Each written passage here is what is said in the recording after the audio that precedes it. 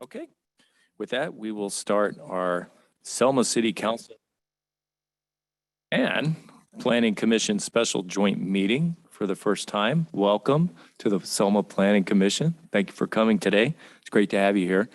And it is September 27th, 2021. It is exactly 4 p.m. in the Selma City Council chambers. You can phone in on the teleconference phone number 1-301-715-8592. The ID is 828-3331-2324. The website's https://j/828-333-12324. Would you call the roll, please? Councilmember Guerra. Here. Councilmember Mendoza Navarro. Here. Mayor Pro Tem Cho. Here. Mayor Robertson. Here. Planning Commission, Commissioner Gonzalez. Here. Commissioner Salas. Here. Commissioner Singh, which I believe is absent. Vice Chairperson Juarez. Here. Chairperson Curry. Here. And for the record, Councilmember Trujillo is absent and Commissioner Sandu is also absent. Okay, potential conflicts of interest. Any council member who has a potential conflict of interest may now identify the item and recuse themselves from discussing and voting on the matter. Oral communications. At this time, any member of the public may address the city council regarding any item on the special meeting agenda over which the council has jurisdiction. No action or discussion will be taken on any item not on the agenda. Issues raised will be referred to the city manager for review. Members of the public shall limit their remarks to 3 minutes. Does anyone have any public comment at this time? City Clerk, do we have anyone on the line or on Zoom? As a reminder to the callers that we have on Zoom, please use *9 to raise your virtual hand or simply use your virtual hand using the Zoom app. Mayor Robertson, at this time, there are no hands raised. Thank you. So our first item for consideration is consideration of a resolution authorizing the city manager to implement teleconference public meetings pursuant to Assembly Bill 361. Report, please. Okay. Did you want to start, Ralph? Well, the resolution before you today would authorize the city manager to implement those provisions of Assembly Bill 361, which continues and enhance our virtual transmission of our city council meetings. Mary can answer any of the questions regarding the bill itself, if you have any questions to that. Yeah. And if I can add that the AB 361, it was passed as urgency legislation and it was effective upon signing by the governor. But after signing that, the governor then signed an executive order saying that those relaxed Brown Act requirements are going to remain in place until October 1st, which is why we're coming to you right before October 1st. On October 1st, that previous executive order will expire and this AB 361 will govern from that point on. And it's really creating statutory exemptions to the Brown Act that extend flexibility for these remote public meetings during proclaimed emergencies through January 1st, 2024. And one of the key differences is you need to take public comment in real time. So it wouldn't be, oh, you have to submit your public comments by 5 p.m. before the meeting, and then we'll read them. You would need to actually take public comments from the remote audience, right, live. Exactly. And you're going to need to renew this every 30 days, the same resolution. Yeah, so we would be bringing it before you, assuming you want to adopt it tonight. We'll bring it again within 30 days and we'll put it on consent calendar. So it can be on consent. Okay. Yeah. And then we're likely as a firm going to be asking for some cleanup legislation as it relates to AB 361. It's not entirely clear. And I don't think that they really contemplated hybrid meetings when they drafted it so quickly. But in essence, what we've done in the resolution is put in every element A through C as it's outlined in your staff report. We didn't pick A or B and C. We put them all in. Got it. Okay. At this point, do we have any questions or comments from council members or planning commission members? Let the record reflect that we have a planning commissioner who's attendance. Mr. Mandeep Singh, welcome. Does anyone have any comment at this point? Does anyone here in attendance have any comment on the transition from N 2920 to AB 361? Anyone on the line or on Zoom who would like to weigh in on this topic? As a reminder to the callers that we have on Zoom, please raise your hand by using *9, or if you're using the app, please just press the raise your hand feature. Mayor Robertson, we have no hands raised at this time. Just a quick question. How does this actually differ from N 2920? So the difference is that you're taking comments in real time. You can't just say, submit your comments by 5 p.m. before the meeting and we'll read them aloud. You would have to allow for time for people that are remote, and you do this already, to log on, not count that as their public comment time, right? Access the process. If for some reason your technology fails, you wouldn't be able to take any further action at your city council meeting. You would have to stop and defer it to when the system came back up. So let's say Zoom fails or you have IT problems, you wouldn't be able to continue to take action. Yeah, and then of course the 30-day requirement. And I figure since the Planning Commission is here, this resolution also makes it applicable to your committees, so, and your commissions. Every 30 days, the commissions are, however, whenever they meet, they will have to. Well, pass no, it makes these AB 361 requirements applicable to them. We can take care of it at the council meeting with the resolution with the same sentence in there that it applies to your commissions and committees But that they are won't subject be to the able Brown to- Act. Got it. Got it. They can't take questions in writing and have to stop the meeting in case someone. Right, they wouldn't be able to cut it off at 5 p.m. Yeah, They do it exactly what live we're all now. doing now, I Yeah. think. with the current- Okay. With that, is there a motion to approve the, this resolution? Is I'll make a motion. there a second? I'll second it. Call the roll, please. Councilmember Guerra, Yes. Councilmember Mendoza Navarro. Yes. Mayor Pro Tem Cho, Yes. Mayor Robertson. Yes. And with that, we'll move on to our public workshop to discuss ongoing zoning ordinance updates and general plan, housing development, infrastructure, and other similar and related topics. Deputy City Manager Santian. Thank you, Mayor, members of the council, members of the Planning Commission. First of all, I wanted to thank everyone for making the time to be here today for this important topic. I want to thank our consultants, Rincon Consultants and Mintier Harnish, who are working on this project with us. Also wanted to thank our staff, Tracy Tosta, who's right behind me, Reina and Lupe in our planning department for all the hard work that they've put into this project so far. This is a very important topic for the city of Selma because we have a current zoning ordinance that is very outdated, as we've all heard. It was adopted in the 60s with some changes here and there to different chapters of Title 11, which is our zoning title. This process kicked off earlier in the summer of this year, and Rincon and their partner, Mintier Harnish, has been working hard to gather feedback from the public. We've had open houses. We've had focus groups with different stakeholders, developers, business owners, members of the community at large. And this particular workshop was part of the scope of our agreement so that we can inform the council and the Planning Commission about what the project entails, why we're doing this, what is the importance of a zoning ordinance, and why is it important to update it now. As part of their presentation, they'll talk about different laws that have been passed with regard to housing and other items. So I wanted to introduce Eric Von Berg with Rincon Consultants and Brent Gibbons with Mintier Harnish, and I'll hand it over to them for their presentation. Thank you. Thank you, Fernando. Again, my name is Eric Von Berg with Rincon Consultants. I'm the project manager for this project and work closely with Brent Gibbons with Mintier Harnish.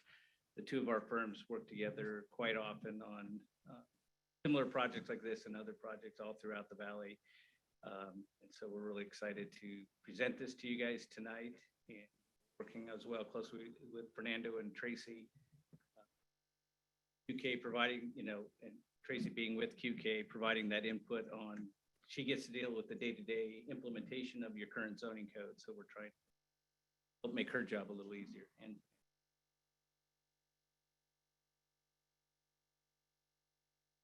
So this shows you our agenda here, where we're going to talk about what is the zoning ordinance, why are we updating your zoning ordinance, what's currently in your zoning ordinance now, what are we going to be changing in it, provide you some feedback on what we got from our community meeting and from our stakeholder input, and have our input now from you guys. So as we get started, so that we can understand better what you guys are looking for, what you want to see in the city of Selma, so that we can get that as best we can into the zoning code. Happy with the product that we produce for you.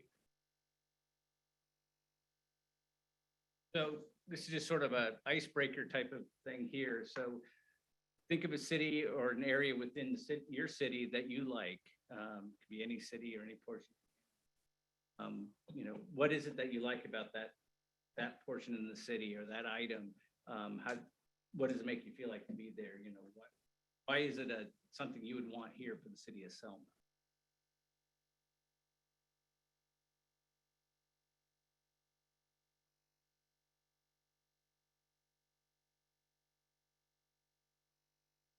I think anybody could just, if anybody has any input, just chime in. Yes, you and feel like please, during the presentation, if you have a question or anything, we want you to please stop us while we're talking. You're providing a lot of information, so it'll be hard to, I think,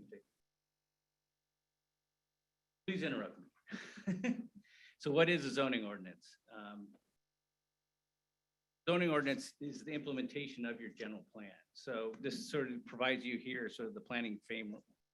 You have your general plan with the mandatory elements and kind of the blueprint for how you want your city to grow.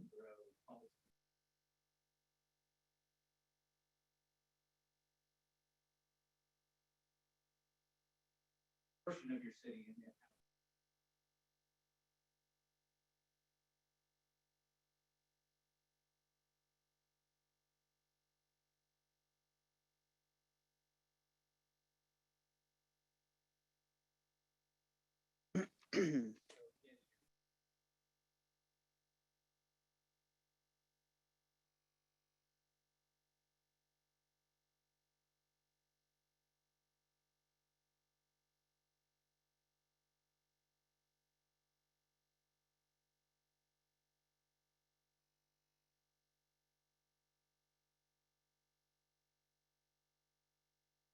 Wash right next to you.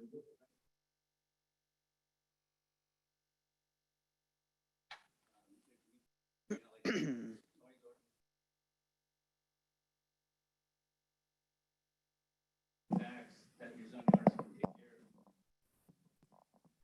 that working? Thank you. Well, now I'm on. So that's kind of like what your zoning code does. It's really how you build on that piece of property there and create nice neighbors. What it doesn't do is mandate construction operation of buildings of it can affect the marketplace, but it doesn't require somebody to build something in this place. It's, you still have the personal property rights. You have a vacant piece of land, and if you don't want to build on it, you don't have to, so, but it controls then what you actually can build when you want to build on that piece of property there. And it doesn't establish new land use policies. Again, that's what's in your general plan, not in the zoning code there. So this is really an implementation tool. Again, here we have the permitted types of uses on your site, whether it's commercial building, residential, office, industrial type of building, so which of those uses are on that property, or as well mixed use where you can have residential and commercial together. What's a by right use, which means you just come in and get a building permit and you can construct that like a single family house on a single family lot. You don't have a discretionary process, where that's where you get into a conditional use permit that comes to the planning commission. And then if people don't like your decision, then it goes to city council. So that's where, there's some discretion involved, where there could be a use that has maybe more potentially negative aspects to it that you want to have better control of. And then Brent's going to get into a little more on getting away from that process to streamline processing where we have like what we call objective design standards. So it's like maybe a checklist of items that people can utilize, but then it's still a by right use, but still with additional controls in there. So we, you know, and this say it establishes those development standards and again, implements the general plan.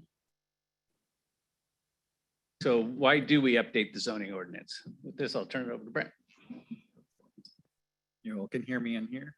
Is this microphone strong enough? Not, I'll switch over. How about that? Perfect, perfect, perfect. So again, it's great to be with the council and commission tonight. Thank you all for joining us. I'm gonna take the part of the presentation where we actually get into the meat of our discussion and why we're all here. So first, we're gonna start off discussing why are we even updating this? And Fernando had mentioned that the last time the code was updated was the 1960s. That sounds very old, but I will say, don't worry. This isn't the oldest code that at least I personally have updated. Oldest one is 1947. So the other communities got you beat. So you don't have it too bad. So we're at a good starting point. It's important to realize, and what Eric had touched on, that your zoning implements your general plan. So your general plan starts with your vision for your community. And that had a large engagement process that took several years for the city to undergo. And that's why we're here today. This is just an implementation tool.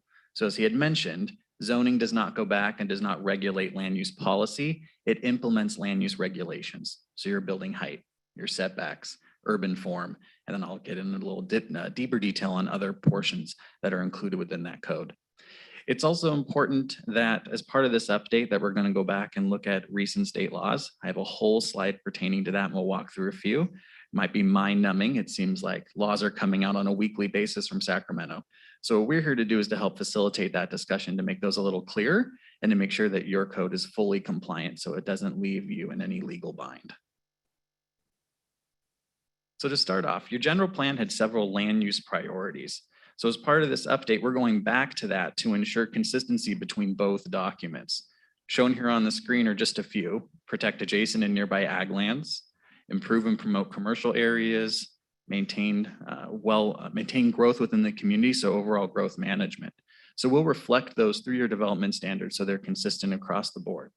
It is important to note that per California state law, your general plan and zoning have to be consistent. You cannot have inconsistencies. So as we're going through this, we'll flag areas and make sure that we cover those and fix those. Okay, this is the best slide. Zoning laws. So there's been a lot that's been handed down since your code was last updated.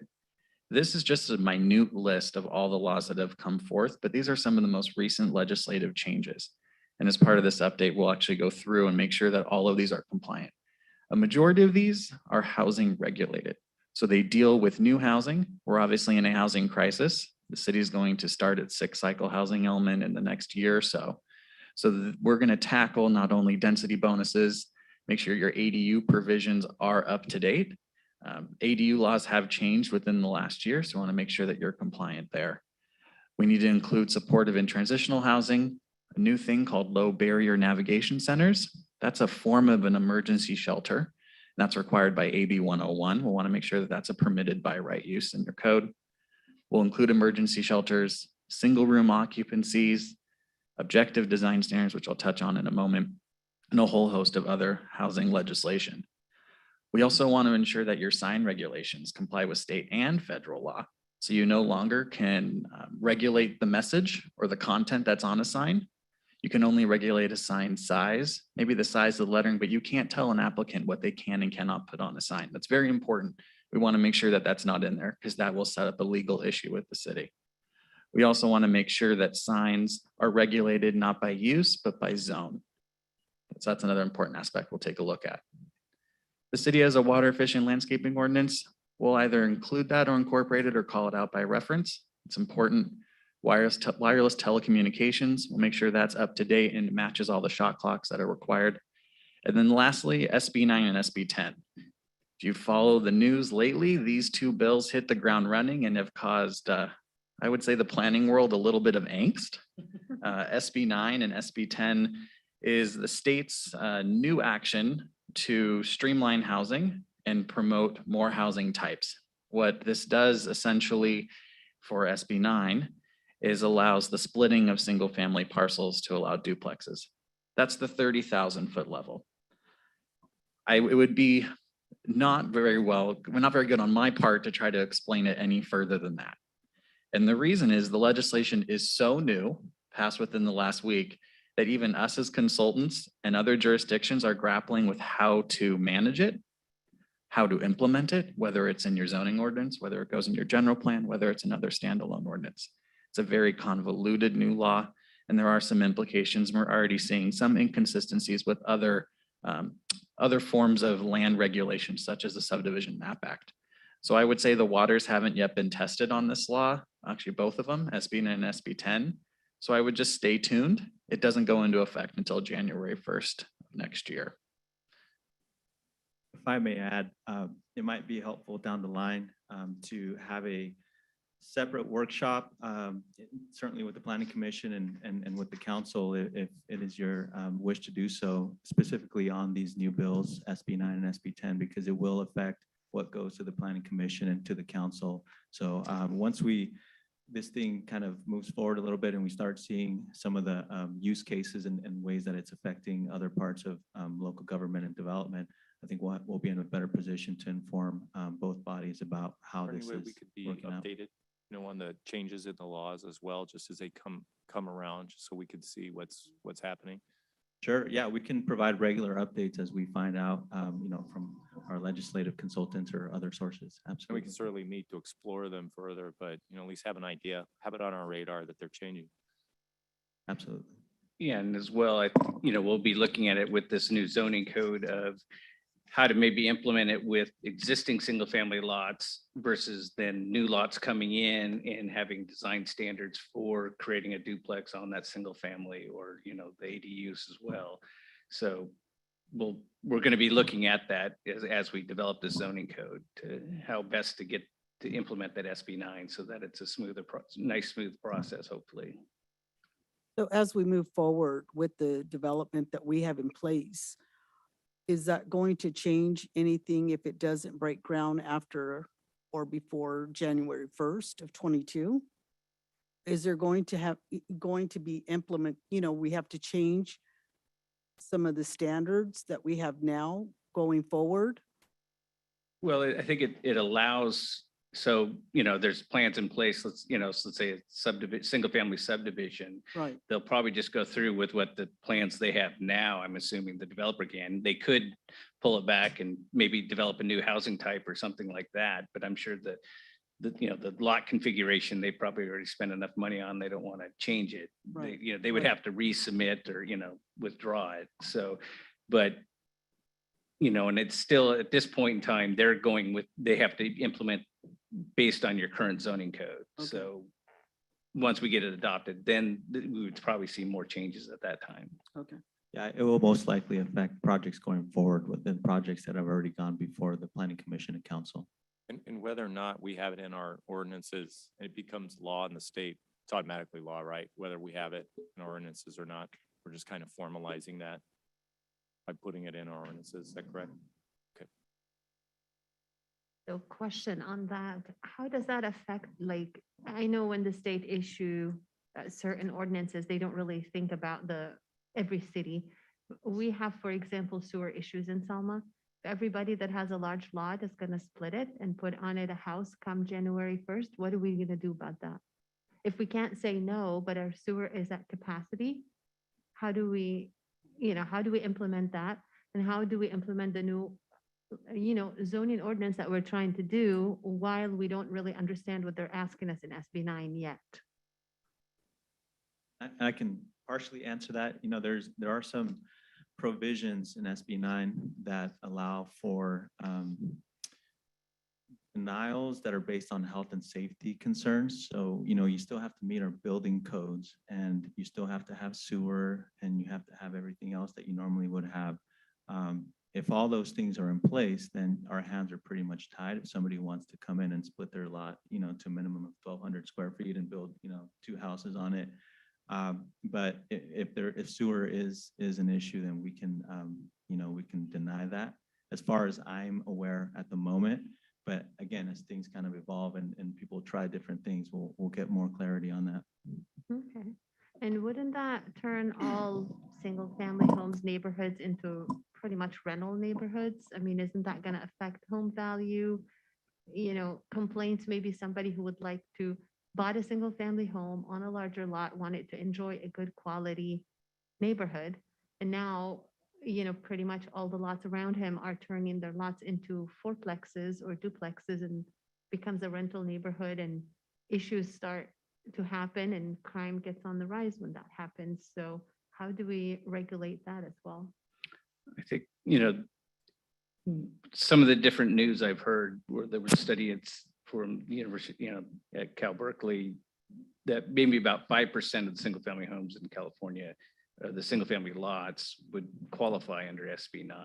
Okay. So, and as well, I think it's, you know, let's say, you know, big lots or a lot that they could subdivide it, you know, there's still that process. Do they want to have an additional unit on their property? So I don't, you know, we'll find out in a few years how far this will go, but I think at first it's gonna be very slow as far as the implementation of this, where people trying to understand what they can and can't do, plus the capital involved with that.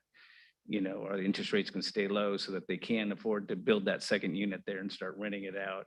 So I think there's other personal decisions that are going to slow this process down. So it's not going to be, you know, overnight, all of a sudden everyone changes in that. Probably more likely with the ADUs where you can just change your single, you know, change a room in your house into a unit for sale. That's a much quicker turnaround there. Okay. So, but, you know, and then as Fernando was saying, yeah, those sewer capacities can be an issue that then we can control that with as well. And to your knowledge, does the SB9 apply to land that is zoned AE 20? So like 10 acres with one house and a mother-in-law setup, can they now go subdivided, and do they become a developer at that point? And do they have to submit under the subdivision laws for that once they're? AE20 would be then in the county, so it wouldn't be in the city. And right now, in the county, you can already put a second unit on No, there. I'm saying if But they you can can do subdivide like that, 4, so- 5, 10 on those. I don't believe I think it's restricted to single family residential. That's correct. Okay. Yes. So, you know, so then it wouldn't apply to that. And then Thank as you. well, you're on septic, so you're not, then you get into health concerns again, where you can't have too, you know, that many septic systems that close, especially adjacent to wells. Okay. I guess health issues will be our weapon against it. But you do raise a lot of good questions. I mean, we're obviously in a drought. There's lack of water. Mhm. There's wildfires. There's areas in the state that are in very high fire hazard areas, and they're not exemptions for those areas. So everyone, not to say that Selma is any different, but everyone's affected by this. There are other stipulations if you go to put a duplex on there, and it gets into the weeds, but you can only tear down a portion of your structure and rebuild from that. You can't just level everything and start over. And then just to pull us back, the ADU law that's on the books now allows up to 3 units on a parcel already. Okay. So you can have your primary dwelling, an attached or detached ADU, and a junior ADU. So this is really just taking one step further. I think the state is trying to find any way to promote housing, but Eric's right. A lot of the properties don't necessarily qualify when you actually get down to brass tacks. Thank you. And if I may add, Wes Carlson with the City Attorney's Office. The comparison of AB9 to the ADU ordinances is, I think, a pretty good comparison, though it's not apples to apples. But there are also distinctions in the SB9 that may have a tendency to limit some of the development. In particular, it's my understanding that under SB9 for both the second unit as well as the lot split features, it requires the owner to sign an affidavit expressing their intent to reside there for 3 years. So that there's at least written into the laws, I currently understand it, some owner occupancy features that are not present in the ADU. So again, They are similar in the sense that under the laws as written should accommodate by right construction of a second unit on a single parcel. But there are also nuances between the two. Where there's overlap, which one presides? My understanding of SB9 is that if you utilize the SB9 feature, the city's not required to permit an ADU on that parcel, and vice versa. Though, again, these laws are very new, and I have not provided the kind of in-depth analysis to be able to answer with certainty that question. I did want to echo that through SB9. So if you do a lot split down to 1,200 square feet and you do duplexes, if you go the SB9 route, you're not allotted then 2 ADUs on each of those units, which would almost double or triple the units. So the SB9 is one form of streamlining. You don't get to take SB9 and the ADU together. And we're talking about safeguards. I remember our regional housing needs allocation numbers were not there. They're insufficient for the 2006 housing element, which Rincon helped us remediate. Thank you for that. And there were lots of wealthier cities that were at that meeting, that RENA meeting, and one of them was like Huntington Beach.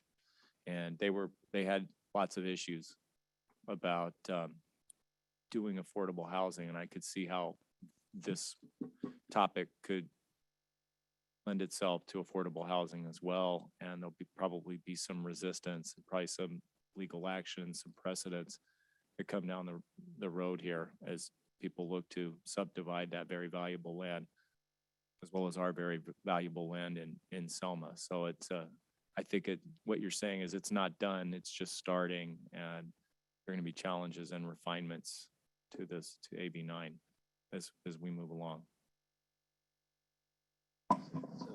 Yeah, we'll do our best to, make sure that even with all these laws that we try to get the zoning code to meet as much your needs while still staying within the law.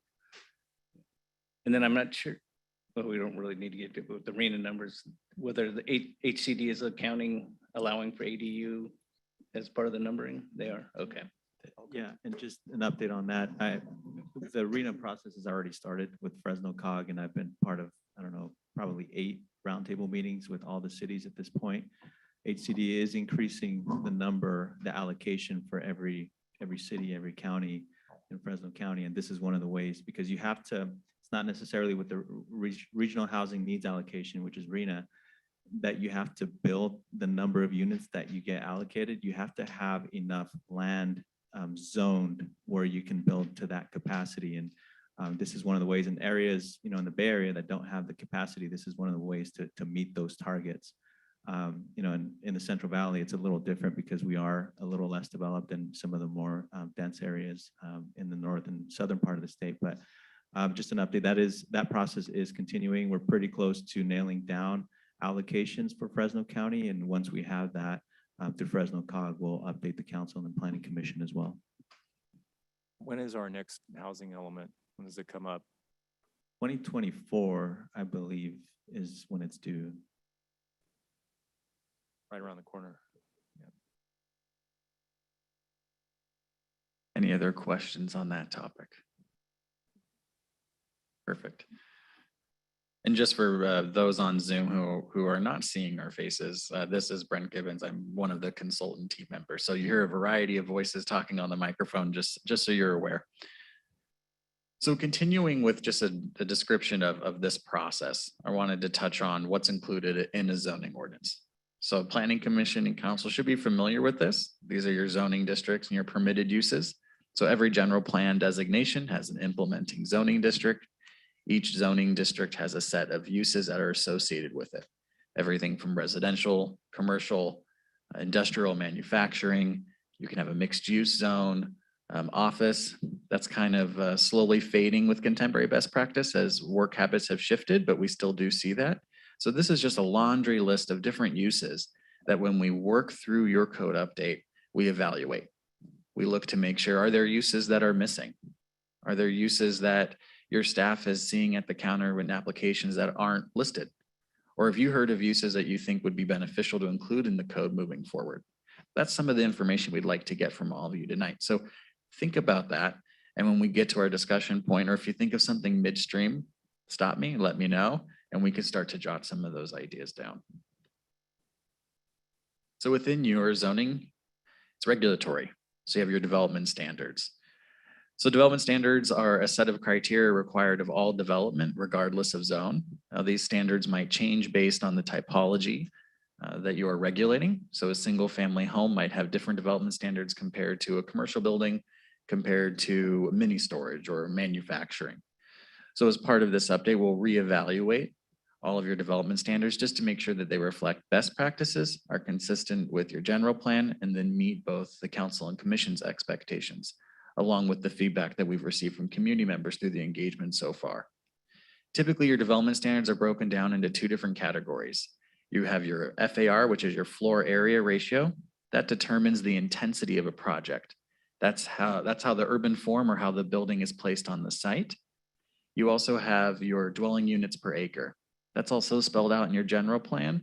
And dwelling units per acre is how many units you can get on a lot.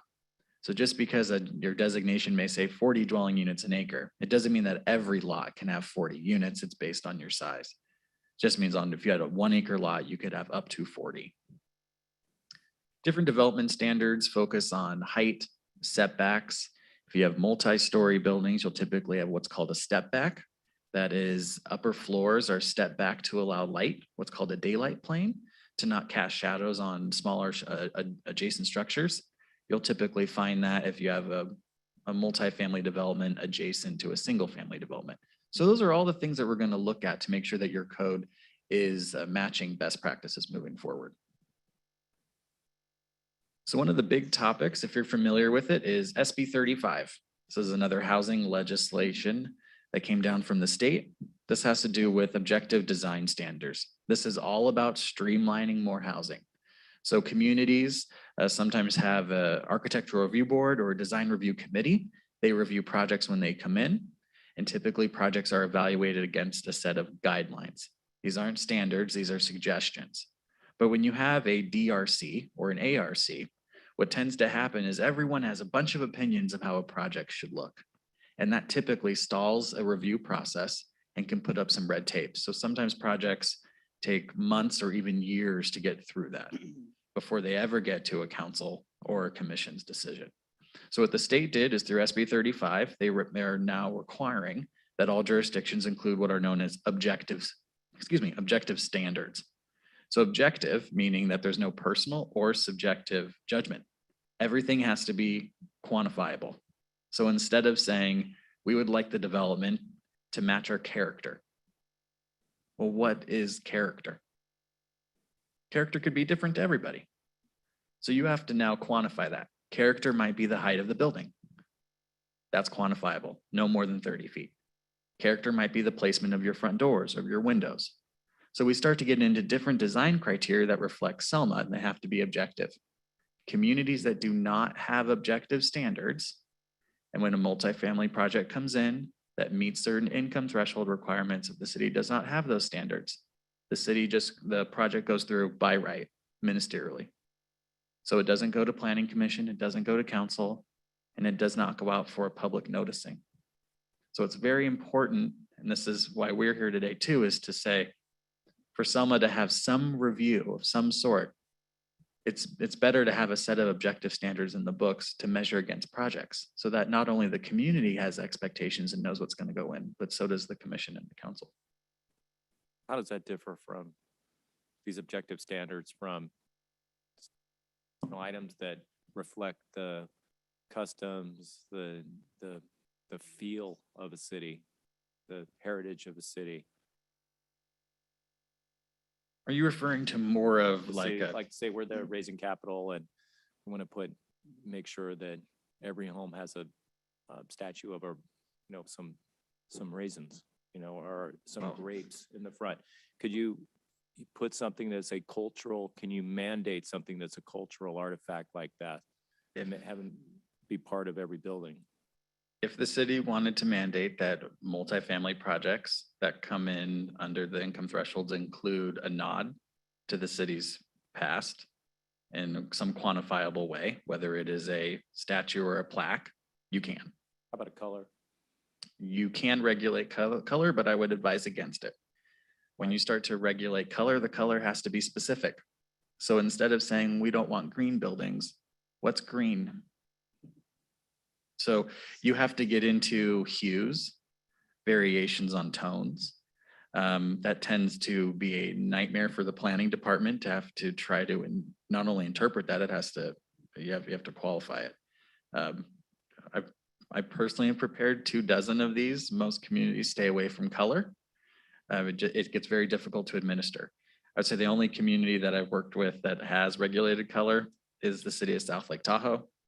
But that's a unique circumstance. They're part of what's known as the Tahoe Regional Planning Agency, which is a federal arm that governs the state, and they have certain color palettes as part of the Munsell color chart that you have to meet for wildlife standards.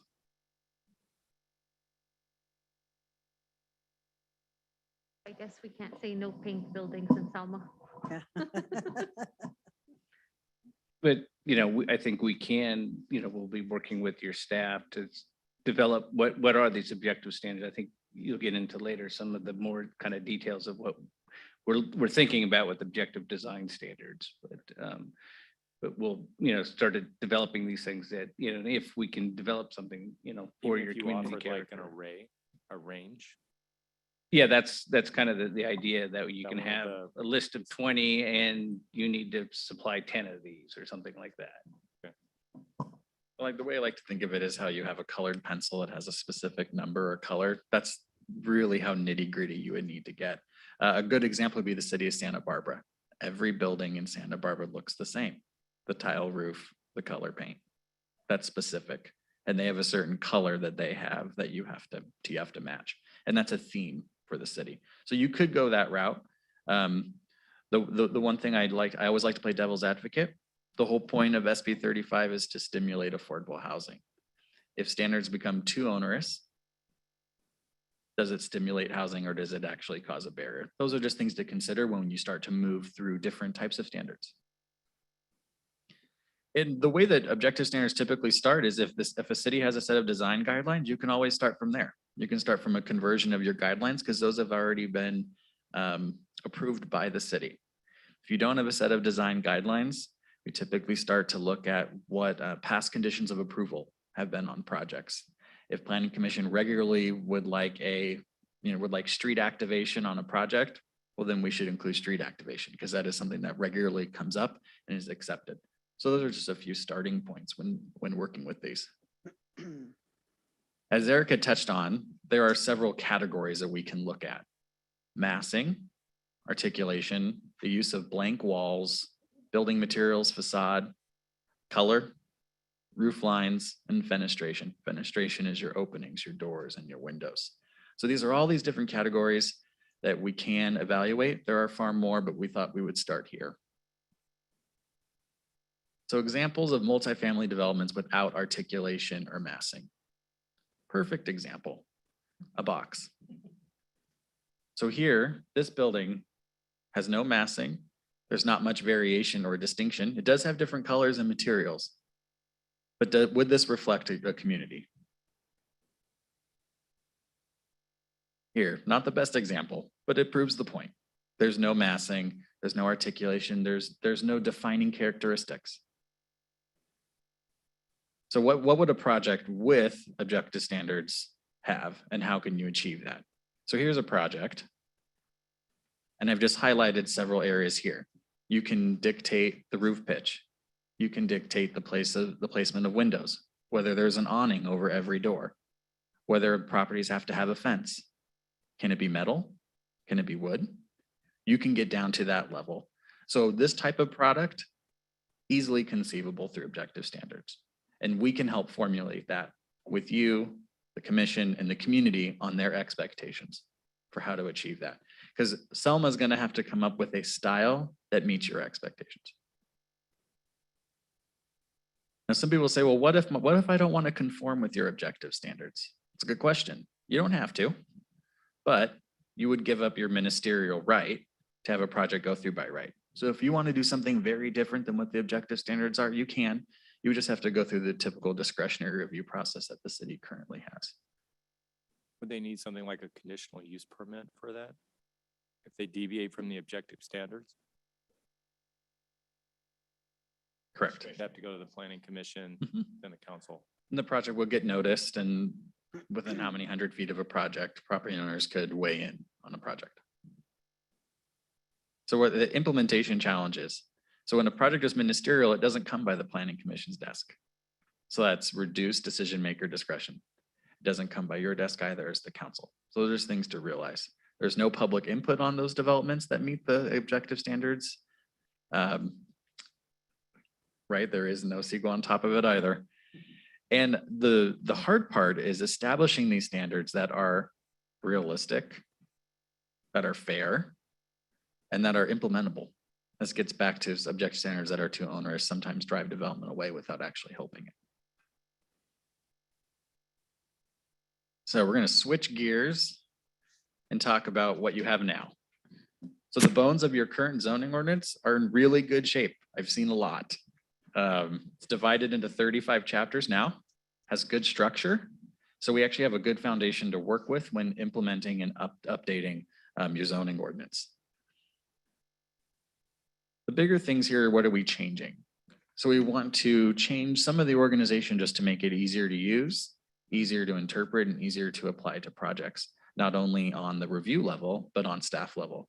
And for those who are submitting applications, it shouldn't be hard to find out what your fence height should be. It should be relatively easy. We also are going to go through and evaluate all your uses, as I had talked about. What uses are missing, what uses shouldn't be permitted anymore, and which ones might require a different permit structure now. We're also going to look at your AD ordinance, include allowances for sidewalk vending, food trucks, temporary uses. This is just a minute piece of the list that we would evaluate and look at, but this was brought to our attention by the city. These are some important topics that we were asked to address.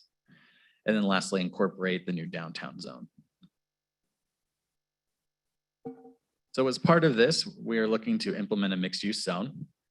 And the big question here is what type of mixed use? Horizontal format, which means that one parcel can have a standalone commercial pad or a standalone commercial building and a standalone residential building. They're not intermixed. Or a vertical format, where one building houses several different types of uses. And what should be allowed in the new mixed use zone? Do you allow all retail and office and residential? Do you not allow office? These are some of the things I want to talk about tonight to get your opinion on. I have a question about mixed use. Sure. Is that implementing that, would that solve some of the issues we're having right now? For example, on Whitson Street in Selma, we had some existing residential homes and that got zoned into commercial.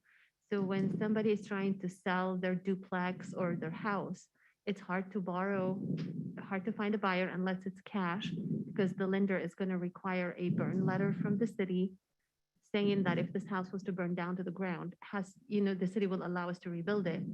And so we run into these issues, right, with lending all the time, and that limits the sellers from being able to sell it as residential or multi-units when we actually do need them to stay because they're rented and we don't want people again to be homeless. So would changing those to a mixed use zoning would solve that issue? I'll start, and Fernando might want to jump in. It might. It might not. It depends. If single family is an allowed use in a mixed use zone, that would solve it because it's allowed. So that use wouldn't be non-conforming. If it wasn't allowed, then you're running into a non-conforming issue, and that gets into your current practices and requirements. I don't know if you want to add to that. Yeah, and it would, like Brent said, it would depend on what we decide for Whitson. I mean, that's a really prime area for commercial development.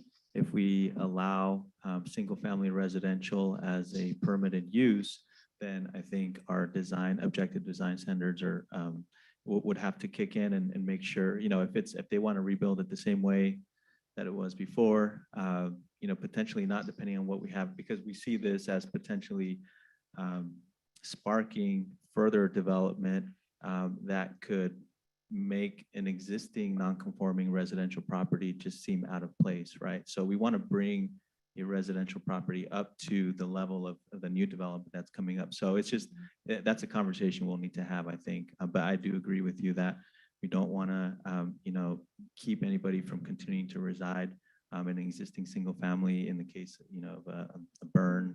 But I think there's different ways we can avoid that. And most of them honestly are duplexes or triplexes. Mhm. They're not really just a single family. But yeah, I mean, it makes it tough to sell these and keep them the way they are. Yeah, and I think with commercial, I think there's a willingness to rebuild with the commercial element. I think we would have to look at that as well, because we can't allow caretaker spaces, for example, that could double as somebody's home if it's somehow tied to the commercial space. So yeah, there's different ways we can address that for sure. Thank you. Mhm. And then shown on this slide are other benefits of mixed use. So it provides more walkable environment. Technically, more mixed use development actually reduces traffic because more people are closer to amenities, but you don't have to use your car. I will say the Valley is not the Bay Area, so it's a bit different here. So it just doesn't apply blanketed across the board, but there are ways that you can improve overall efficiency within a community by having this type of development. I wanted to touch on the usability. So here's a snapshot of your existing zoning ordinance. And you'll see here, we show the uses that's highlighted in red. And then we show your regulations. Now, these are in a bulleted format, and sometimes they're in a narrative format, which means everything's in one paragraph and you got to read through it to try to find your standards. What we'd be looking to do through this update is bring a more contemporary practice to your zoning, and that's to put everything into a tabular format. Here's two examples here. This is from a code we finished for the city of Santa Clara. So in this instance, the table on the far left, that's an allowable use table. So instead of listing it zone by zone, we include all your zones side by side, so you can compare them across the board. And if there's any additional regulations, there's a far right-hand column that will refer you to other pertinent areas that apply to that use that you're looking to implement.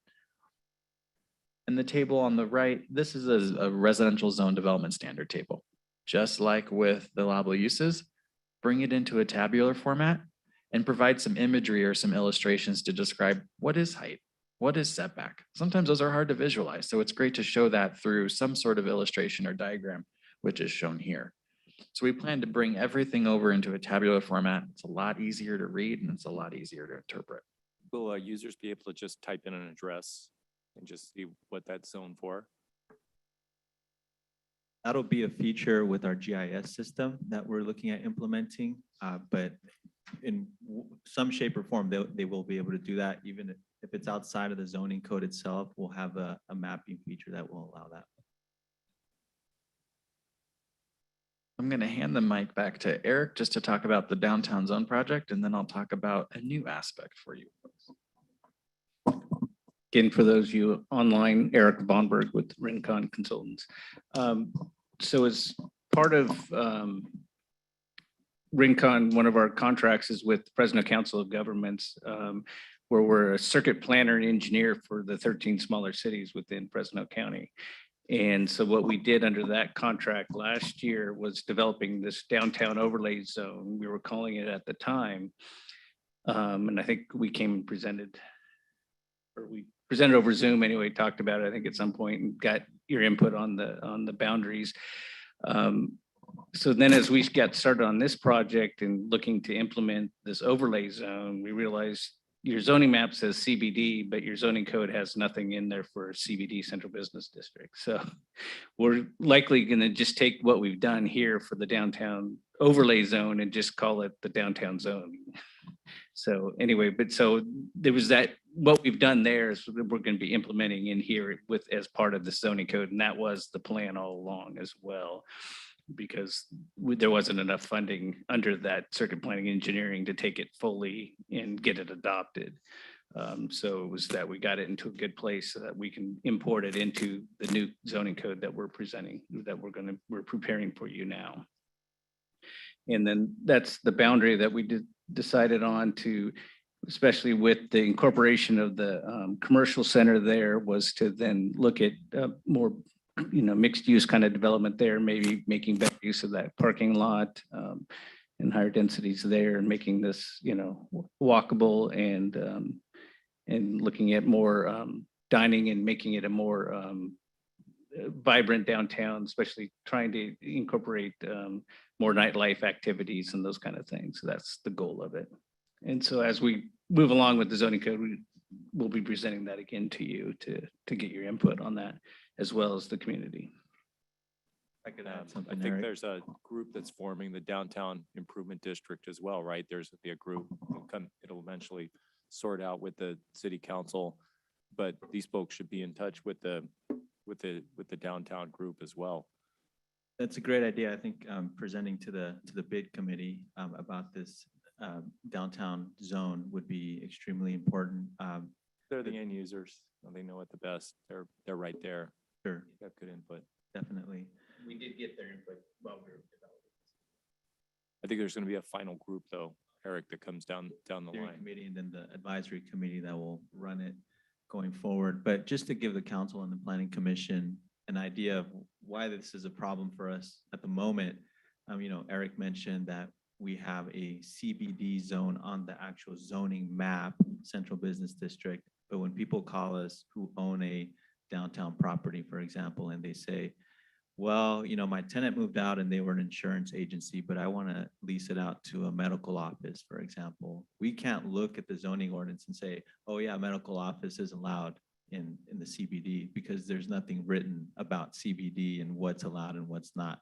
So that's one of the things I think historically has hamstrung us in being able to facilitate further development, bring in new businesses into the downtown area. But I think this change and this cleanup is going to go a long way with further sparking new businesses moving in, because we have to make right now we have to make a very subjective decision about, okay, what are your surrounding neighbors and businesses doing, and does it match that? And well, it's not exactly the same. So it takes the subjectivity completely out of it and cleaning this part of the code up. Subjectivity is just an invitation for legal action, right? I mean, it's just too much latitude. The more objective, the better, it sounds. Right. Okay, so to wrap up my portion, I want to go over something new and innovative you probably haven't seen, but we've been working hand in hand with the planning staff, looking at some new and innovative ways to make zoning more accessible, easier to use, and really just to be on the cutting edge. So most zoning codes are codified online. Otherwise, the counter has a big binder or document that you flip through when an applicant comes to the counter. So the best practice that's starting to move forward, and there's a handful of jurisdictions within the state of California that have done this, more nationwide, is actually having an online zoning code. This is not your codified one. This is interactive. So this allows property owners, applicants, even city staff to streamline, find the standards they're looking for, search by key term, keyword, it'll instantly pop up. And it just allows it to become even more accessible to the community than it was before. This is a laundry list of how most accessible zoning codes work, completely searchable. Most of them integrate your GIS. So this gets back to searching your property. You can search your property, tells you your zone, click on it, takes you straight to the portion. If you want to know if you can raise chickens, you search chickens and it'll search it and tell you yes or no and show you right where the regulations are. It gets that finite. Has extensive cross-referencing, so everything is interconnected. I would say it's easy to navigate and use. It's responsive, downloadable in both PDF or Word if you want to print, which is very convenient. Also has an e-reader option. So for those who like their iPad or their tablet, can simply swipe and work through it there. The image on the screen is from a company called Encode Plus. They're based out of Texas. This is just one of many different digital platforms, but I'm just highlighting them today. I've worked with them. Eric has worked with them on similar zoning projects to implement online zoning codes. One of the first ones in the state is actually Merced County, just up 99. You can take a look at it online. It's very interesting. I would invite you to do so. You can see the capabilities of what it could do. So think of it as an online zoning hub. So you can link to the city's website, all the documents. your e-reader. If you have GIS linked to it, that's there too. It's just the hub for everything that has to do with the regulatory framework of the community. Shown here is an example from Merced County. So the far left side, that's all the chapters in their zoning. And then this is what it would look like when you pull it up. So it has standardized tables. Within those tables, you can actually hover over words and it'll pop up the definition. So no having to search for it anymore. And you can also cross-reference to the different applications that are required. That also reduces staff's time. So when all those phone calls come in, if you've ever been a planner at the counter and you have to answer those, it's a lot. So this allows the applicant or community member to search it out more quickly, which alleviates some of the stress on your counter.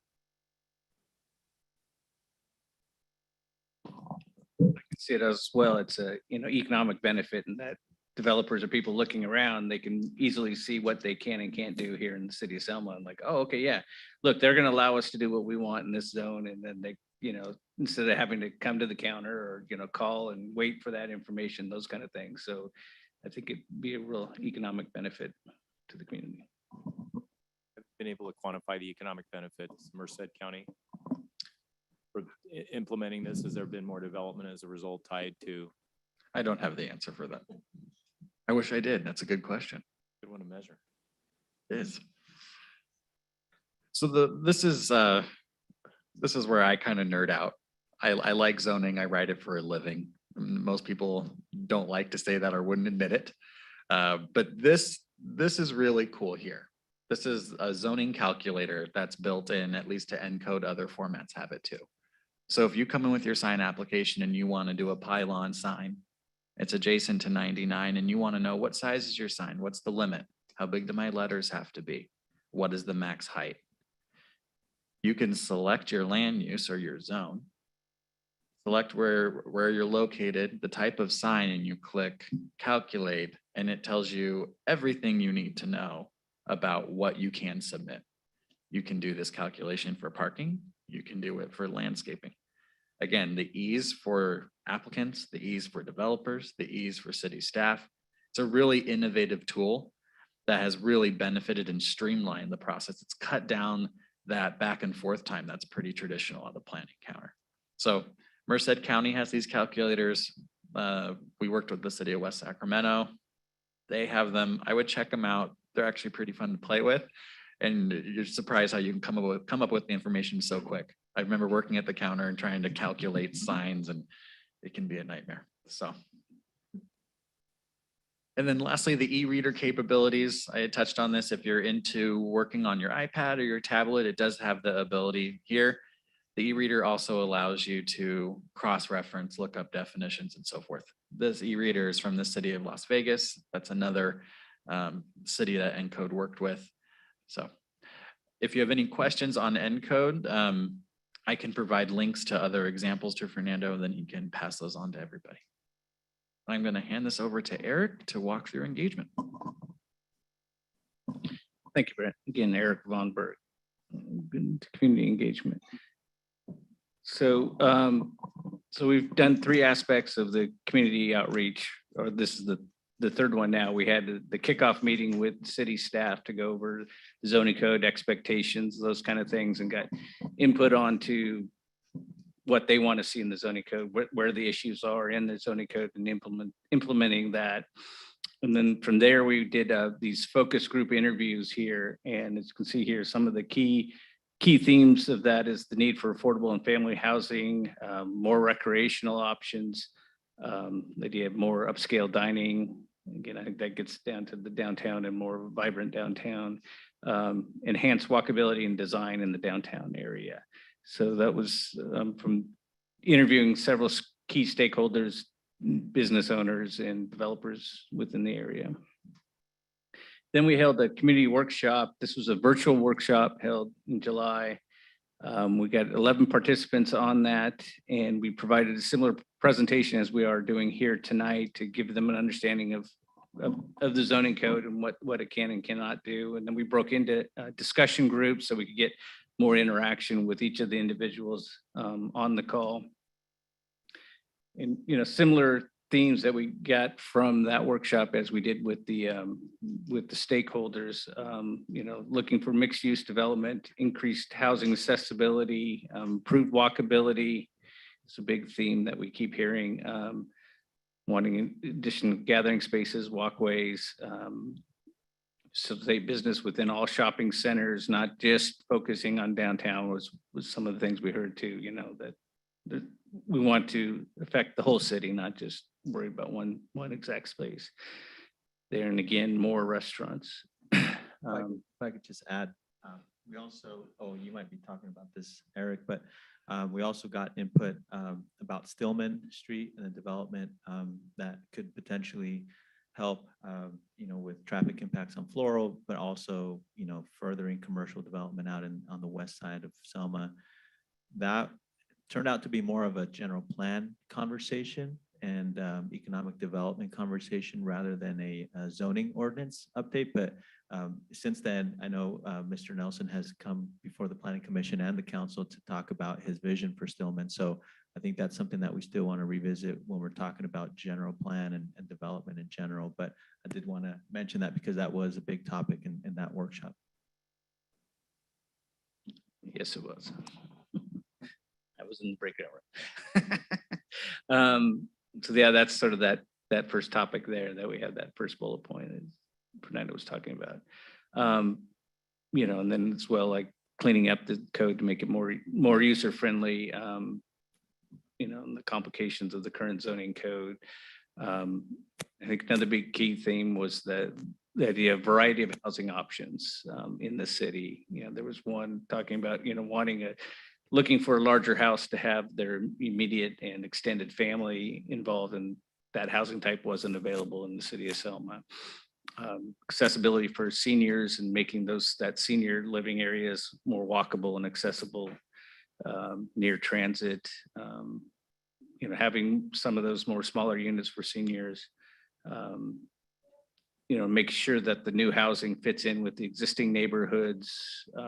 We call middle income housing or the missing middle, just another type of housing that to fit all the different age groups and economic groups that are around, to have more than just apartments or single family, but have these different varieties. We're talking about, duplexes or triplexes and those kind of things, and wanting more family style entertainment within the city. And again, some of these things are hard, not necessarily accomplished with the zoning code. The zoning we can develop it so it allows for that type of thing. But again, then you need the free market to come in to say that they can implement that type of a business. And then again, some of the input here on the downtown, wanting the vibrant downtown, needing more infrastructure down there. Again, that's something that we can request in the zoning code or try to implement, but that's something that's more funding issue. Whether the types of desired development similar to the previous slide, and as well with the mixed use shopping centers, we asked that directly of, what would you like in a mixed use shopping center? And one of the themes was that continued outdoor dining. People really enjoyed that during the pandemic to allow for that. So wanted to see that continue. There was some concern with kids playing in a commercial parking lot. If there's residential there, I think that can be resolved with good design. The better access, pedestrian access from 99 to the downtown. And the idea that probably, the thought that mixed use could really help with the downtown area and revitalization and making it a more than just a daytime activities there in the downtown. So with that, we get to our questions and next steps. So before I go there, does anybody have any questions right now or input you want to provide? The next slide is just some ideas that give you some other thoughts to think about in developing any questions. I just have one question. How did we determine the boundaries for the downtown district? We worked with we kind of developed some larger boundaries at first, and then we presented to the city council on that, and I think the planning commission too. Yeah, we, presented some different ideas for it and working with city staff, looking at the different boundaries. And what we came up with,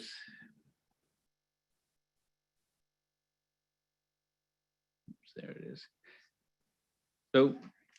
So one of the things we did was the idea that if we make the boundary too big to include too much, then you're then the development that you're going in there is not next to each other. You're not creating that symbiotic relationship of kind of getting more uses next to each other and creating that atmosphere. So you go downtown and go to the restaurant. There's, there are auto reservations there. You can go next door and go to that one, or, then it reduces that fear of going downtown because they know there's several choices. Oh, one of the places will be open, so you go there. So if you expand that out, then you kind of reduce that idea. And so it's always in the future, we can expand that out. We wanted to say we included the commercial area, the commercial business there to try to increase mixed use and make that options there. And as well, the park, so that it's part of the downtown, and looking at things such as allowing for the taco trucks and that kind of thing, or events doing, allowing for farmers markets or other events like that, but then the park is part of the downtown and part of those codes to allow for that there. I was just asking because I was thinking that what you said makes sense, but I was thinking if we increase the boundaries, it would solve a lot of the zoning issues of the mixed use and because right around that boundary, if there's still some of those issues where like non-conforming use and things like that, that could be solved with zoning and as mixed use. But I do see your point that if it's too big, then we can't create that ambiance that we're looking for, like, or that theme or character. And there were 187 businesses that are part of the business improvement district. So it's a pretty wide net. I know what you're talking about. It stops at Whitson. It doesn't quite get that because it had to stop somewhere. You couldn't put everything in, but still 187. That surprised me. Yeah. They had the rollout a couple weeks ago. It's a lot of businesses and then probably a pretty good core group. There's nothing to say it can't be expanded in the future, right? That works. And, and if we need to tweak it between now and adopting the zoning code, we can do that as well. So, so we can take a look at that. And then as well, the zoning beyond that can still be a mixed use zone. So, and that might resolve some of those issues as well. Did that answer your question? Yes, thank you. Okay.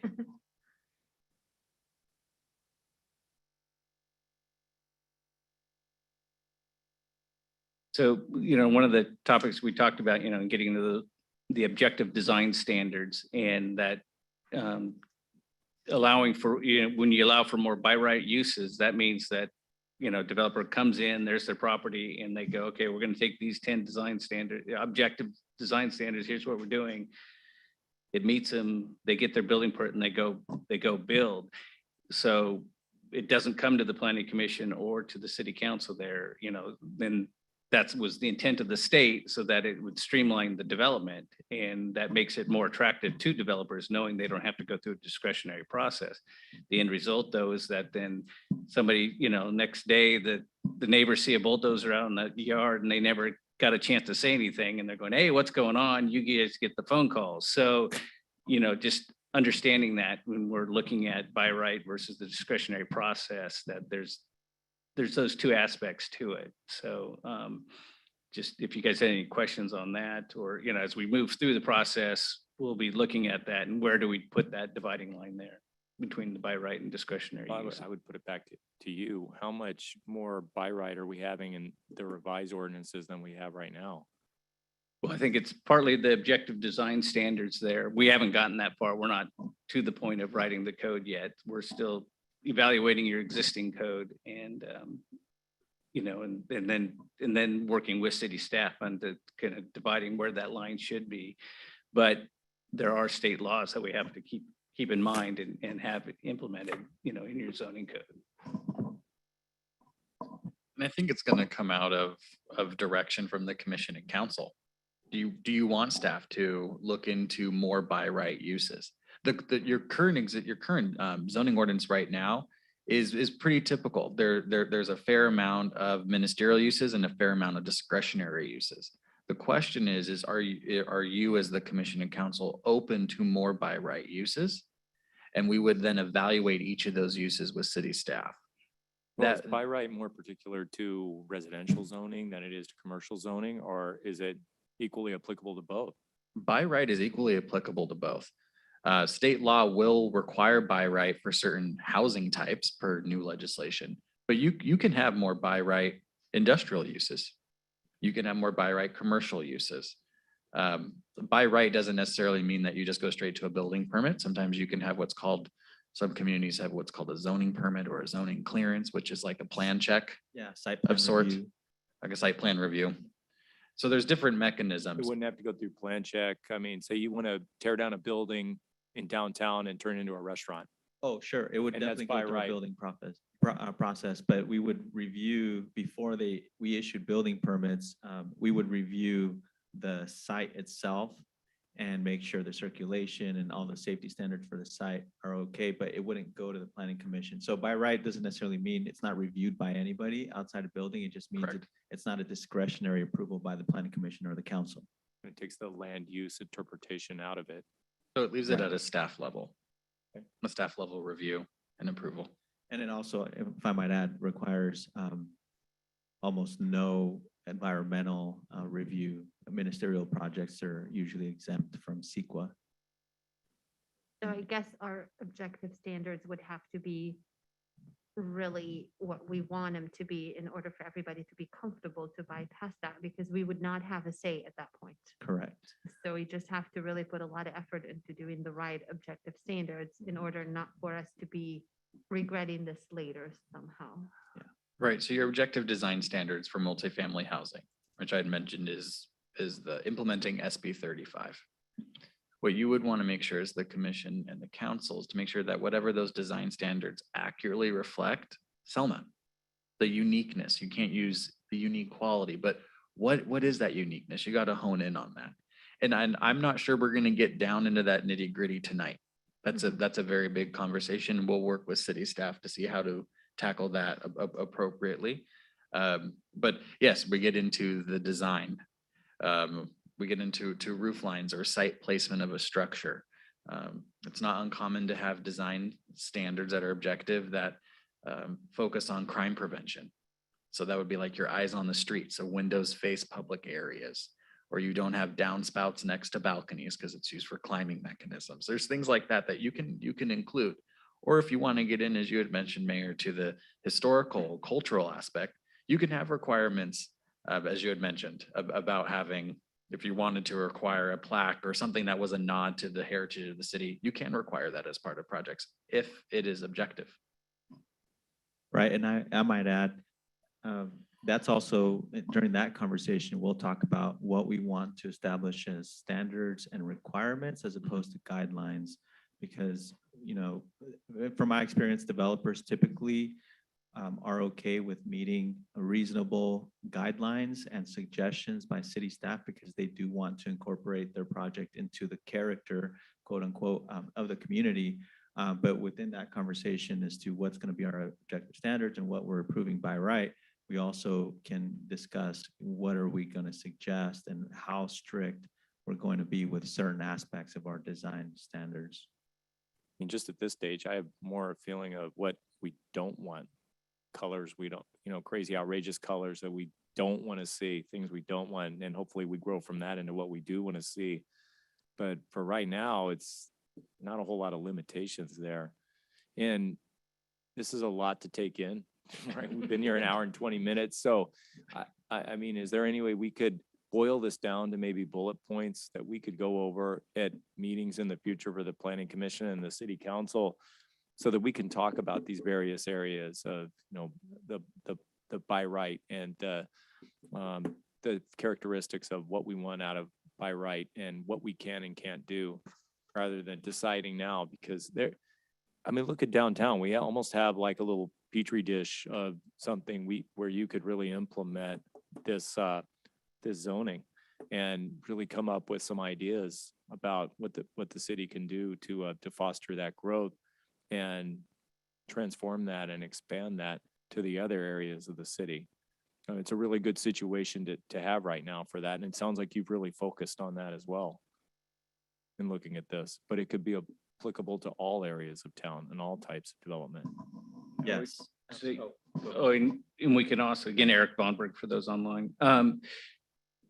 Different areas of the town, we can have different objective standards too, so that you can create different characters for different parts of the town. So you I have would the love to downtown. boil that down, like have a meeting Yeah. where we have that down and maybe even do a flip chart or something where we have objective standards for different areas and what are those areas and what do we want to see out of those areas? Yeah, and that's built into our schedule as well. We're having a slide come up, we're gonna have a community workshop again in October, and then we'll gather that information, other things, then come back to you guys with that information as well. I mean, if I can add on to that, I'll just tell you why, because downtown, when we get a lot of people that come through here, they'll say, where's the art center? Is it the space building? I mean, because it does not match in the city of Selma. I'm sorry. I don't think it's ugly. I'm just saying that that's how they vision. That's how they call it, the space building. And I don't think that's attracting our downtown because it looks like it's out of place. So I think that that's a good start, that we can kind of say, okay, this is how we want this to look. I mean, this picture right here, we've seen this, I don't know, a couple of times, probably not, we've seen it last year. That's what we like, something like this. But space buildings are out. And I think I think that's really good feedback because there's different ways that you can approach. And from what you're saying right now about the particular building is we can create objective standards that would limit certain aspects to structures. Not that one in particular, but can limit certain aspects. Right. And there are so many different approaches. Some communities have objective standards that apply citywide. So multifamily doesn't matter where it's located. We're working with the city of Kermit. That is a citywide objective standards. I mean, look at HOAs. They do it all the time. They regulate the heck out of what you can do with your property and those. Why couldn't the Correct. city do that too? Well, you can also take which Eric and Fernando were touching on, which is breaking it up in different areas, working with the city of Folsom. They have 10 sets of objective standards for different zones and different areas in the city because their historic downtown is different than their mixed-use shopping centers, which is different than their neighborhoods adjacent to Lake Natoma. They all have different feels, so they have different objective standards per areas, which that might be more applicable here because downtown Selma is a different animal compared to other areas of the city. Not a one-size-fits-all approach. And so the feedback that you're providing right now, that's the catalyst to help us start to develop some of these things, because this isn't the end all conversation. This is just the beginning. And you had noted this is a lot to digest. It is a lot. I mean, you can spend 8 hours just on objective standards. So it's a lot for all of you. And I don't want you to think that you have to have the answer right here, right now. This conversation is going to evolve and it's going to be a collaborative effort definitely with city staff and the commission and the council. What are we looking at timeline for the completion of this? The current schedule is to complete it sometime in the summer of 2022, so next year. But depending on the feedback that we're getting and the availability of the bodies, I think we could look at incorporating and extending that timeline if we need to. We want to get this right and make sure that everyone is satisfied with what we're producing here, because this is going to dictate development for many years down the line. So if we need to extend it, we can look at that. I just wanted to echo what Councilman Reguera said about, the downtown, that art center is just really out of place. And I have to also mention the Liquor Locker Shopping Center. That's kind of out of place too. It's like, what is that? Who designed that? I mean, like I said, it just doesn't feel like Selma. It just doesn't feel like, and I don't know what feels like Selma. Like, I don't know what characteristic exactly, because I can say, working with the housing authority when we were developing things, it's like, this is the standard and this is what we're going to have. Well, that standard, we can't get that light bulb anymore, or we can't get this anymore. Things get outdated. So we want to make sure that we get those right because things get outdated or, well, not even just outdated, just obsolete, won't be able to get them. And so the colors, for a long time, we used a certain color in all of our properties. Well, we can't get that color anymore, so yeah, we do need to make sure that we really think about those characteristics and again, see what does it feel like. I think we need to look at the historical, like what did Selma look like before? And Right. just kind of bring that back because it just seemed like it was all pretty similar, Read my mind. I was gonna say, because that's one of the I things got that. like looking with the downtown getting back to the original facades of those historic buildings downtown. So that can be one of the Mhm. objective design standards was not allowing them to cover up or any new structures that had covered it up, we can have them take those down and get back to that historic nature. And that's what kind of makes the downtown unique compared to then the rest of the city. And those, having those different objective design standards, different areas can create that sense of place for different areas of the city. And I think, so then people realize they're going from one place to another, that kind of thing, that kind of look. But one of the feel. things, one of the questions that you had asked originally is what do you see our city, and when I look at downtown Sacramento, I mean, that's old, like very historical, really nice.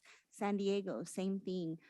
Clovis, it's just kind of that's kind of the look that I'm thinking of for downtown. And then expand from there and just maybe modernize it throughout the city, not too modern though, because again, then you go through the outdating of it. Just a simple remodel in our house. My house is dated. Now I'm going, okay, I want to replace this, but I don't want to have to replace it in 10 years because now it's outdated again. So it's just kind of that, not, look to the future to, how long is this going to take us to? Just 30 years? Is it going to take us 50? What's the long term? I think, Those are very good points. yeah, and I think once we nail that down, it's really gonna help, even for developers, because developers right now who need to annex property on the fringes of town, they're coming in with different ideas for what these houses are gonna look like. But once we're able to articulate what we want Selma to feel like, it's just a matter of them getting used to that style and proposing projects that are gonna fit. So right now, I mean, Amberwood came in and they had one style of architecture, there's other builders that potentially have a different style. And Mhm. how much do we want to regulate that? And how much do we want to put that out, to their discretion, their creativity and things like that. So, but I think developers just in general want to have a level of certainty so that they can move forward quickly. And if we're spending too much time telling them project by project what they should look like, it's going to hinder us. So that means less by right and more discretionary.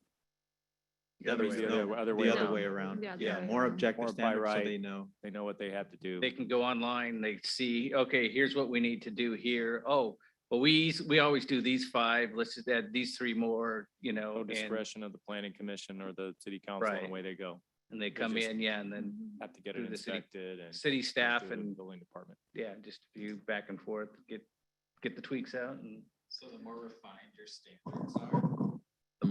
standards are, the less room for interpretation, which leads to a more streamlined process.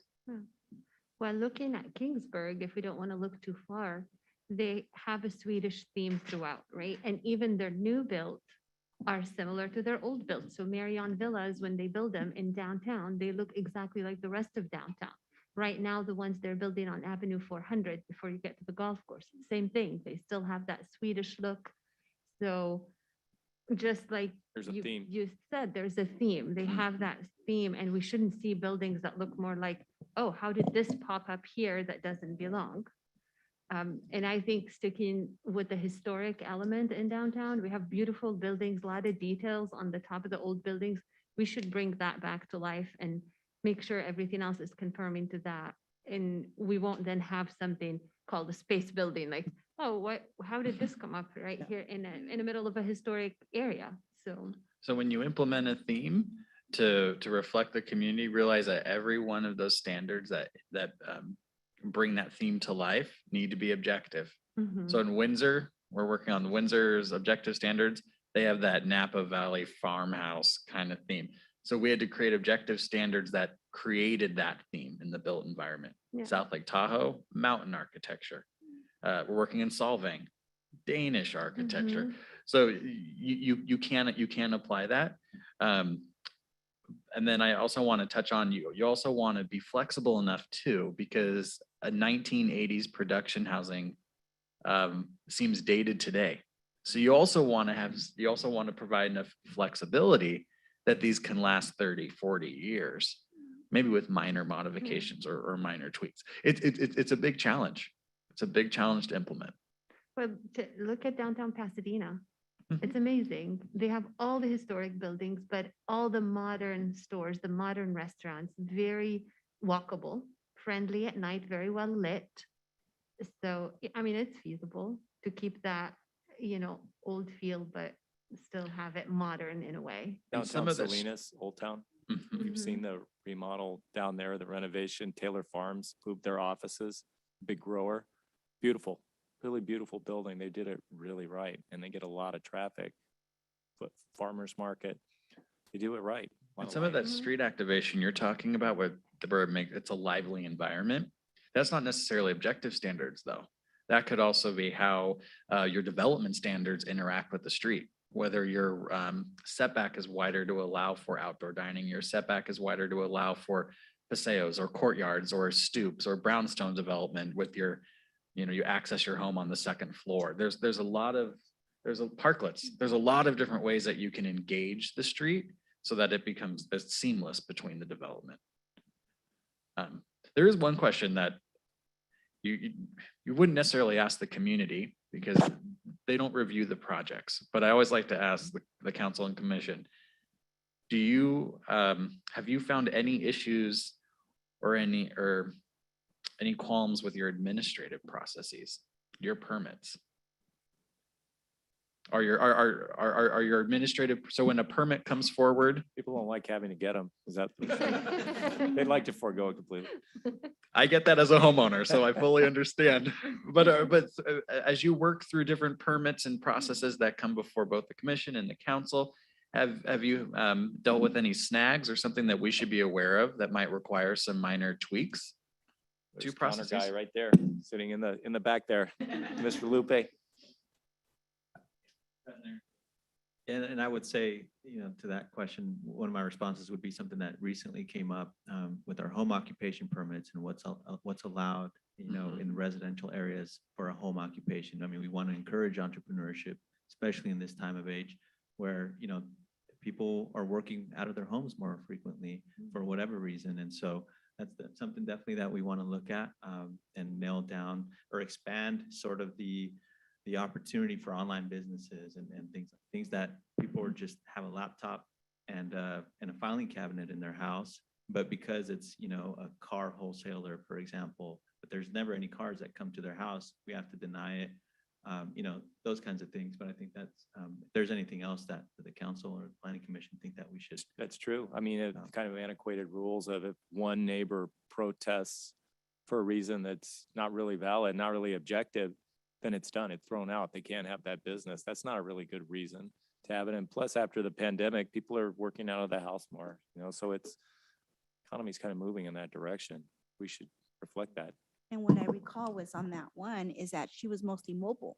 So it wasn't that anything was coming to the house. Correct. And so it would be, I actually had that written down to talk about that because I do think that that was not fair for the one person or the one neighbor to say, no, I object to this, because I remember receiving one and I said, what is this?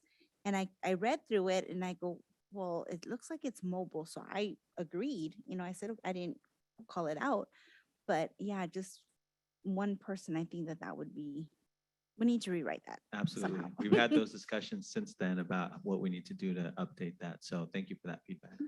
Yeah, I think think one of the related to things you that- can look at what are the, regulating more of the impacts of home occupations versus the actual types of home occupations, Mhm.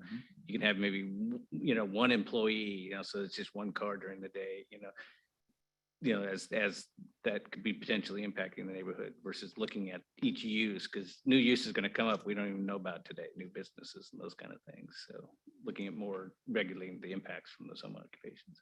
The other aspect of that would be the administrative appeal process. Do we want the administrative appeal process, let's say, to the city manager and staff to streamline the time frame it takes to appeal a decision that's been made? So that's probably another element. It's really that- costly for that one person Exactly. we talked to have to appeal that decision. And it's a pretty reasonable objection that she has, but the cost alone may be preventing that from happening, and that's not fair. That's right. And then if the council agrees and overturns the objection, none of that is reimbursed back to the person that filed for the appeal. So it could become an expensive process. When you look at the fee, in this particular example, the home occupancy fee itself to start the process was, a fairly, significant cost. I think $400 or so, plus the appeal process. So, yeah. And you're right. And as part of this update, when we go to look at your administrative processing and permit processing procedures, we do look at what's typically known as now like a review authority. Who can make an appeal decision? How does that work up between staff and PC and CC? And how does that work? And we can evaluate that. So I mean, that's good feedback. And that's some of the information I was hoping I would hear, some ideas that then we can consult with city staff on the most appropriate way to bring back to you. Both when you start to review pieces when they're released for public review. One more addition to that, inspection requirements. And mainly it's, the ability to have a virtual inspection. Because I know when I had something put into my house, we were right in the middle of pandemic. I think it was, shutdown had just happened. And I had an inspector come to my house wanting to inspect my house. And we were in shelter in place. And so it didn't allow for the virtual inspection to happen. So it's hard to foresee these things because nobody knew what was going to happen, but just having that flexibility to have those. That's a good point. I know recently we've conducted inspections with photographs, when the urgency of the situation calls for that. So that is an option that we have, and our building department is very flexible on that. But virtual inspections, I think, is probably something to consider going forward, given what we've seen over the last year and a half. But also just to facilitate that, because we are limited on staff too, and not having to drive around, all the time. I mean, it's not going to apply to every scenario, of course, but yeah, we'll take that into consideration as well. One thing, if I may suggest, and those are from personal experiences, is one, making it very clear online in a searchable format, what does require permit without leaving a gray area, because there are some gray areas right now. And the other one is what is considered a remodel that will trigger fire sprinklers or not in a house, because that's something we went through. And the code that I was given from our city has a very gray area. They don't say up to 50%, up to 90%, up to at what point. So it was left up in the air. I chose to comply with it, honestly, just to end the headache, because I wanted to finish that remodel.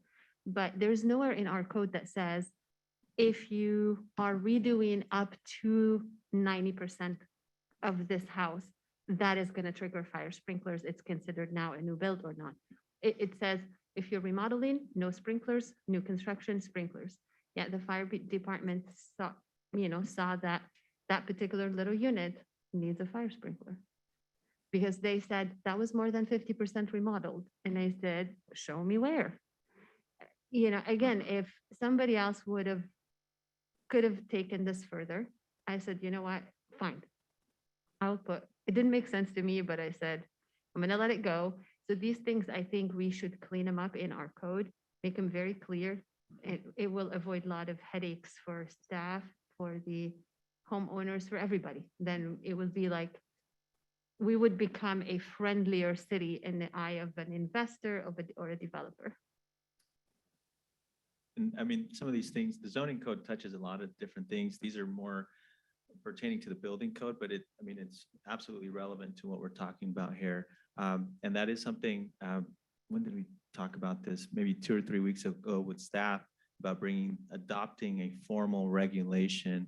I think we had targeted end of October, early November to bring something to the council. first to the planning commission and then to the council. I don't know if it has to go to the planning commission, but we can. And because it has created a problem, I mean, and we're behind on our adoption of our building codes too. We're still technically, according to the books, using the 2016 residential building code. I mean, in practical terms, we're actually using the most recent one, but those are all things that touch the zoning code and development codes that we need to address. Absolutely. I think you're right. At a base minimum, the gray areas, I mean, those will be eliminated. They have to be, because it's not objective and it's not clear. And then it's going to leave that interpretation up to staff, which can lead to other issues that will eventually land at the desk of the planning commission or the desk of the council. And that doesn't streamline the process at all. So That's good to know. It's good. It's what we need. The more objective, the better. So did we have anything from anybody here tonight?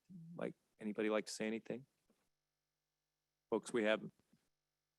By the way, just really quick, I forgot to introduce Steve Brandt from QK. He's QK, as the council and commission knows, is our staff contract planner, and Steve is here representing QK. City Clerk, do we have anybody online who would like to say anything or on the phone? As a reminder to the callers that we have online, please use *9, or if you're using the Zoom app, please raise your virtual hand. We will add you to the meeting queue.